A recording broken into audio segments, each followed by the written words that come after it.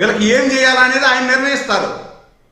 Right Surendra గారు మాట్లాడుతారు. రవికిరణ్ గారు, ప్రపంచంలో ఉన్న భక్తులందరి సెంటిమెంట్తో సంబంధించిన అంశం కల్తీ జరిగిందా జరగలేదా అనేది చూడాల్సినటువంటి టైం ఇది. అంటే ఒకరి మీద ఒకరు ఆరోపణలు చేసుకుంటున్నా కూడా అక్కడ అసలు ఎలాంటి కొవ్వు కలవలేదని జగన్మోహన్ రెడ్డి అంటున్నారు.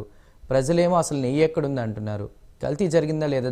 నిన్న కూడా దీని మీద మాట్లాడితే చెప్పింది ఏంటంటే టీడీపీ ప్రభుత్వం 2014 నుంచి ఉంటే కావేరి అనేటువంటి వాళ్ళు భక్తితో వాళ్ళు స్వామివారికి తక్కువ రేటుకి ఇచ్చారు అని అంటున్నారు.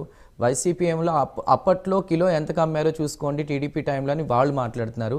దీనికి సంబంధించి మీరు ఏం మాట్లాడతారు? అంటే పరకామణి కావచ్చు, నెయ్యి కల్తీ కావచ్చు, ఏదైనా కూడా అధికారులందరూ కూడా చంద్రబాబు చెప్పినట్టే చేస్తున్నారు, వాళ్ళ సంబంధికులే ఉన్నారు అన్నట్టుగా కూడా మాట్లాడుతున్నారు. ఎంతవరకు కరెక్ట్? చందు గారు, ముందుగా మీకు తోటి ప్యానలిస్టులకి, ప్రైమ్ లైన్ వీక్షకులందరికీ శుభోదయం అండి. ఒకటి, జగన్మోహన్ రెడ్డి గారు నిన్న ప్రెస్ మీట్ లో నేను లాజికల్ గా ప్రశ్నలు అడుగుతున్నాను, ప్రజలు కూడా లాజికల్ గా ఆలోచించండి అని అంటుంటే నిజంగా లాజికల్ గా అడుగుతారేమో అనుకున్నాను. మీ ఈ రెండు అంశాలు, పరకామణి కావచ్చు, కల్తీ నెయ్యి కావచ్చు, ఇది ఎవరు విచారణ చేస్తున్నారు? కల్తీ నెయ్యి కేసు సుప్రీంకోర్టు, సాక్షాత్ సుప్రీంకోర్టు పర్యవేక్షణలో నియమించబడ్డ సిబిఐ ఎస్ఐటి విచారణ చేస్తుంది, రాష్ట్ర ప్రభుత్వం ఏం కాదు కదా. అలాగే పరకామణి కేసు, ఇది ఎవరు తీసుకొచ్చారు బయటికి? మాచర్ల శ్రీనివాస్ అనే పాత్రికేయుడు తిరుపతిలో ఉంటే అతను ప్రజా ప్రయోజనాలు వ్యాజ్యం వేశారు హైకోర్టులో. హైకోర్టు విచారించి హైకోర్టు జడ్జి వారు ఇచ్చినటువంటి తీర్పు ఆధారంగా హైకోర్టు పర్యవేక్షణలో సిఐడి, ఏసీబీ రెండు కలిసి విచారణ చేస్తున్న కేసులు. ఒకటి సిబిఐ చేస్తుంది సుప్రీంకోర్టు ఆదేశాలు, ఇంకో సిఐడి చేస్తుంది హైకోర్టు ఆదేశాలు, హైకోర్టు పర్యవేక్షణలో. ఇది లాజికల్ కాదా మీకు జగన్మోహన్ రెడ్డి గారు? ఇదేమన్నా రాష్ట్ర ప్రభుత్వం ఏమైనా విచారణ చేస్తుంది? ఇదేమన్నా రాష్ట్ర ప్రభుత్వం ఏమైనా విచారణ చేసి వాళ్ళు ఇష్టం చేసుకుంటున్నారా? హైకోర్టు, సుప్రీంకోర్టు చేస్తుంది, మీరు దుమ్మెత్తి పోస్తున్నారు. అంటే ఎవరిని విమర్శిస్తున్నారు మీరు? కోర్టులు విమర్శిస్తే అత్యున్నత న్యాయస్థానం విమర్శిస్తున్నారా? అసలు ఏంటి ఈ ప్రెస్ కాన్ఫరెన్స్లు ఏంటి, ఈ గోల్ ఏంటి? ఎవరన్నా చందు గారు 50 గంటలు పాడాను Guinness book of world record, 30 గంటలు మిమిక్రీ చేశాను Guinness book of world record చూసాం. ఈయనేంటంటే బాబు 3 గంటలు ప్రెస్ కాన్ఫరెన్స్ పెట్టి Guinness book of world record సాధించారేమో. మరి ఏదా అర్థం పర్థం ఉందా? ఏ మీరు 2 రోజులకు 3 రోజులకు ఒకసారి ప్రెస్ మీట్ పెట్టుకోవచ్చు కదా. కాగా ఆంధ్రప్రదేశ్ లో ఉండి ఏదో బెంగళూరులో ఎలా గబాలు ఏదో వచ్చినప్పుడే మొత్తాన్ని కక్కి పెట్టచ్చు, అరగంట పెట్టుకోవచ్చు కదా ప్రతిరోజు. ఏదో 3 గంటల ప్రెస్ మీట్ ఏంటి? ఇక రాసిచ్చిన స్క్రిప్ట్ లో అన్ని బూతులా రాసి పట్టుకుని దస్తా పేపర్లు బస్తా పెన్నులు పట్టుకొని ఆయన తిప్పుతున్నాడు. ఇప్పుడు ఒకటండి రవికిరణ్ గారు, ప్రజల్లో కూడా ఒక క్వశ్చన్ ఏం రైజ్ అయిందంటే 3 గంటల ప్రెస్ మీట్ లో 3 రాజధానుల అంశం వచ్చినప్పుడు ఆయన లేచి వెళ్ళిపోయారు, దాని గురించి ఒక క్లారిటీ లేదు. సో ఇంకొకటి, ఒక మాజీ ముఖ్యమంత్రిగా అమరావతి అభివృద్ధికి సహకరిస్తున్నారు లేదా అనేది చెప్పకుండా ఇన్ని ఆరోపణలు చేశారు, దాన్ని ఎలా చూడాలి? అదే సార్, 3 గంటల ప్రెస్ కాన్ఫరెన్స్ పెట్టుకుని కొంతమంది పాతికేయులు పిలుచుకొని చేసుకున్నారు. కనీసం 3 ప్రశ్నలకు సమాధానం చెప్పాలి కదా. 3 ప్రశ్నలకు సమాధానం నాకు 3 లేదని చెప్పి వెళ్ళిపోయారు ఆయన. ఏమనుకో ఆయన మానసిక పరిస్థితి ఏంటి? $9 అని చెప్పి ఒకటికి 5 సార్లు ఆయన ప్రెస్ కాన్ఫరెన్స్ లో $9 వర్త్ 72,000. అసలు లాజిక్ ఉందా జగన్మోహన్ రెడ్డి గారు? మీరు చదువుకున్నారు కదా, పెద్ద పెద్ద కంపెనీలు నిర్వహిస్తున్నారు కదా. ఏ దేశ కరెన్సీ $9 72,000 70,000 అవుతుంది జగన్మోహన్ రెడ్డి గారు రాసి ఇచ్చిన మీకు కామన్ సెన్స్ ఉండాలి కదా. అయ్యో ఇదేదో తేడాగా ఉంది, $9 US ఇంటూ 100 వేస్తే ఎంత అవుతుంది? 900 అవుతుంది కదా, 72,000 అవుతున్న లాజికల్ ఆలోచన, కామన్ సెన్స్ మీకు రాలేదా? ఏంటిది? ఇది FIR మీ ప్రభుత్వ టైంలో వేసింది. FIR వేసిన తేదీ ఏంటి? 29/4/2023. నిన్న మీరు ప్రెస్ కాన్ఫరెన్స్ లో ఏం చెప్తున్నారు? 4/4/2029 మేము FIR నమోదు చేసి కేసు పెట్టామంటున్నారు. ఇది రాసుకొచ్చిన స్క్రిప్ట్, అది తప్పేనా? అంటే అసత్యాలు. ఇప్పుడు ఎన్ని డాలర్లు ఇక్కడ రాశారు FIR లో? $900 FIR లో రాశారు.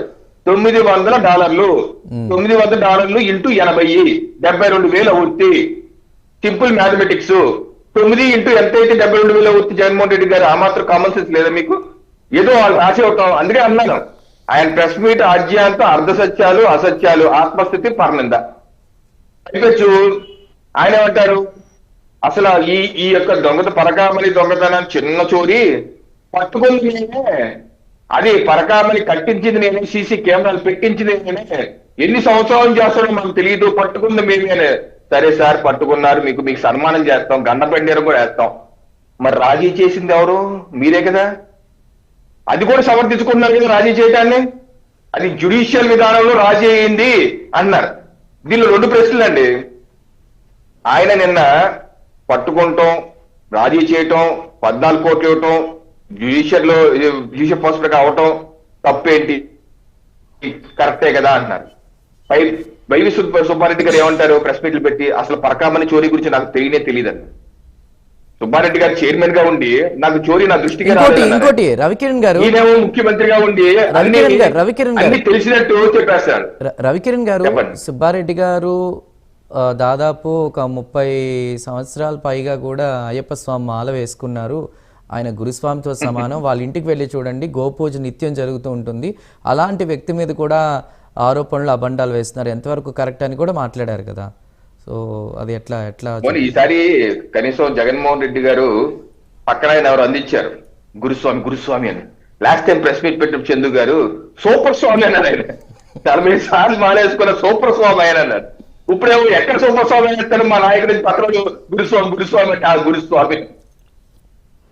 నేను అడిగేది ఏంటంటే, ఇప్పుడు సుబ్బారెడ్డి గారు నాకు తెలియదు అంటారు, పరకామణి ఈ చోరీ జరిగి నా దృష్టిగా రాలేదంటారు. మీరేమో పోసుకొచ్చినట్టు చెప్తున్నారు. ఎవరు నమ్మాలి? అలాగే కరుణాకర్ రెడ్డి గారు అబ్బాయి వర్షపు చుక్కల్లో ఎన్ని అడిగారు నాకేం తెలుసు అంటారు.